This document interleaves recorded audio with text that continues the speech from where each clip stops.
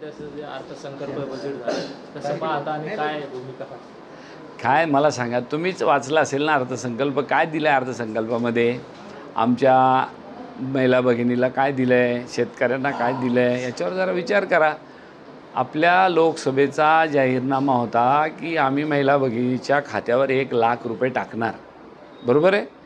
दुर्दैवाने एक 5-25 खासदार जर आमचे निवडून आले असते तर आज आमच्या महिला भगिनींच्या खात्यावर 1,00,000 रुपये गेले असते. आणि विद्यार्थ्यालासुद्धा त्यांना त्या शिक्षाकालीन विद्यावेतन मिळतं ते मिळालं असतं आणि त्याला ताबडतोब रोजगार मिळाला असता. यांनी काय दिलं मला सांगा बरं? शेतकऱ्याचं काय दिलं? तोंडाला पानं पुसली. शेतकऱ्यांची 100% कर्जमाफी करावी हे राहुल गांधीने त्यांच्या आपल्या जाहीरनाम्यामध्ये महाविकास आघाडीचे घेतलं होतं. बरोबर आहे. काय दिलं यांनी? GST माफ केला शेतकऱ्यांचा.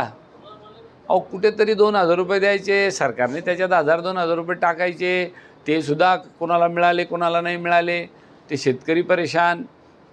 त्यांनी खरं काय करायला पाहिजे होतं तर 100% कर्जमाफी करायला पाहिजे होती. 100% शेतकऱ्यांच्या अवजारावरचा GST माफ करायला पाहिजे होता. लाईट बिल माफ केलं आहे याचा अर्थ असा आहे का? अहो आत्ता गेल्या 10 वर्षापासून सातत्याने शेतकरी आमचा दुष्काळाला तोंड देतो आहे. कोणी मोटर चालवल्या हो? सगळ्यांच्या इलेक्ट्रिसिटीत मोटर तर बंदच आहे.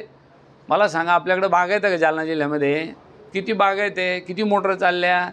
हे सगळा बेनिफिट त्यांनी त्यांच्या पद्धतीने कोणत्या तरी एखाद्या भागाला जिथं 100% बागायत आहे त्या भागाला होतो. आपल्या जालना जिल्ह्याला काय फायदा झाला त्याचं सांगा. कधीतरी कोणाचं तरी बिल, अहो मी तर या मताचं आहे त्यांनी काय करायला पाहिजे होतं, यानंतर शेतकऱ्याला वीज कायमस्वरूपी माफ राहील अशी भूमिका घ्यायला पाहिजे होती. ते देतात सोडून आणि बारीकसं काहीतरी देतात आणि त्याची चर्चाच लई मोठी करतात. म्हणून तुम्हाला सांगतो, सगळ्या महाराष्ट्रातल्या जनतेच्या तोंडाला पानं पुसणारा हा अर्थसंकल्प आहे आणि नुसती फसवणूक आहे. आणि उद्धवसाहेब ठाकरे म्हटले ना की हे येणाऱ्या निवडणुकीपुरतं वाटलेलं चॉकलेट आहे, तसा प्रकार आहे हा. म्हणून त्यांनी काहीही केलेलं नाही. फक्त आता एकच झालं, त्यांचा आत्मविश्वास त्यांनी गमावलेला आहे.